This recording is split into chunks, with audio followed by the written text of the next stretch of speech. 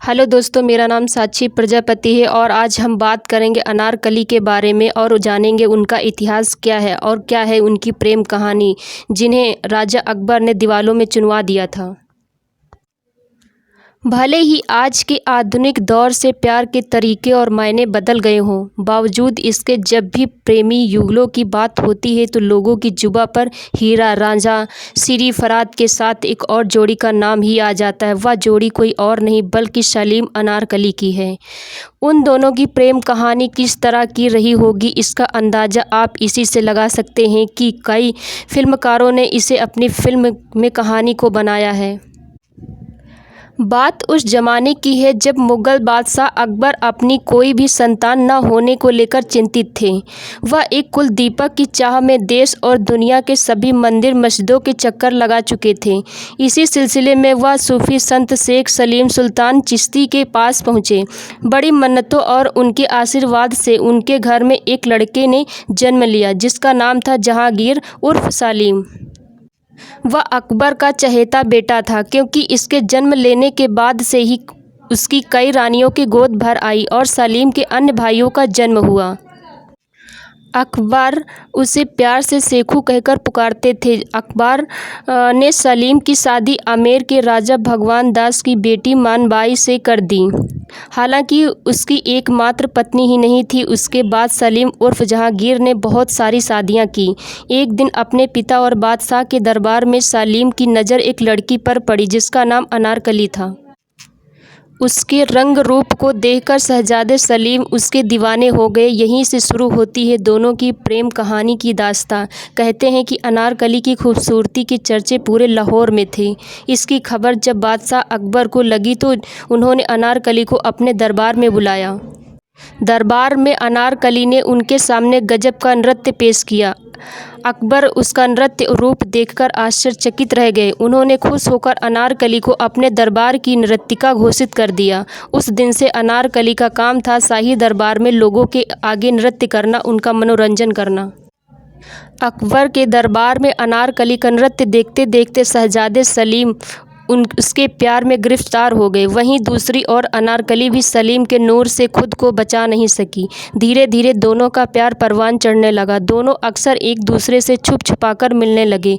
वह दोनों जितना एक दूसरे से मिलते उतना ही उनका प्यार परवान चढ़ता जाता। दोनों के बीच सब ठीक चल रहा था कि तभी नूरजहां की नज़र उन पर लग गई। वह बादशाह अकबर की दासियों में से एक थी जिसे शहजादे सलीम से प्यार हो गया था। कहते हैं कि वह चाहती थी कि सिर्फ उसका ही हक सलीम पर हो, मगर ऐसा करने में वह कामयाब नहीं हुई। सलीम तो अनारकली की मोहब्बत में डूब चुके थे। इस वजह से ही नूरजहां ने सलीम अनारकली के प्रेम प्रसंग के बारे में बादशाह अकबर को बता दिया।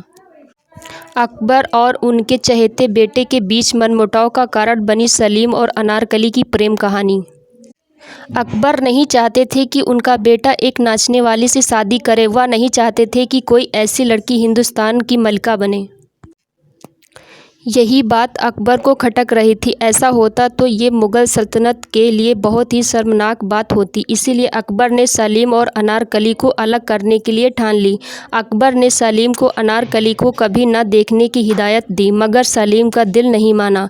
सलीम अपने ही पिता के खिलाफ हो गए। उन्हें लगा कि उनके पिता ही उनके प्यार के असली दुश्मन हैं। बात तो तब बिगड़ी जब सलीम को लगा कि अब उसके सामने कोई चारा नहीं है सिवाय जंग के। इसके बाद सलीम ने अपने ही पिता के खिलाफ जंग का आगाज़ किया। फिर पिता बेटे की एक घमासान युद्ध हुआ, मगर आखिर में सलीम अकबर की सेना के आगे हार जाते हैं। अकबर अपने ही बेटे को बंदी बना लेते हैं। कहते हैं कि अकबर ने इसके बाद सलीम के आगे दो सुझाव रखे हैं। एक, या तो वह अनारकली को छोड़ दे वरना मौत को गले लगा ले।